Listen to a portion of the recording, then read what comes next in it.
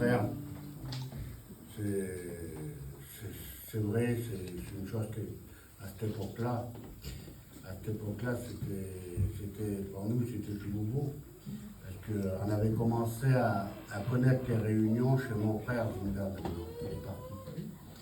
On a connu l'évangile là-bas parce qu'il avait tombé malade. Et pour ne pas le laisser tout seul, hein, il avait été. C'était Pato, le père Aoudi, qui faisait les réunions.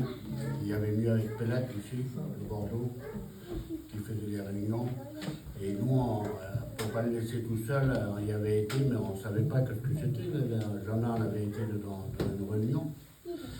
Et comme le serviteur, il parlait, qui prêchait, on était touchés par Dieu, et puis les larmes nous venaient aux yeux. Il ne faut pas faire voir aux gens qu'on pleurait. Alors on s'abaissait la tête et on faisait couler les... On se demandait ce que c'était, quoi. Et c'était beau.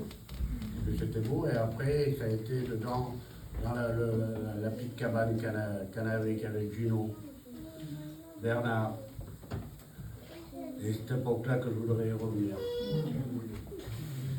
C'était beau à cette époque. Quelle simplicité, mon Dieu. Oh mon Dieu. Le plancher de la cabane, elle partait tout d'un côté. En plastique, mon géant. Hein? Quelle beauté, mon.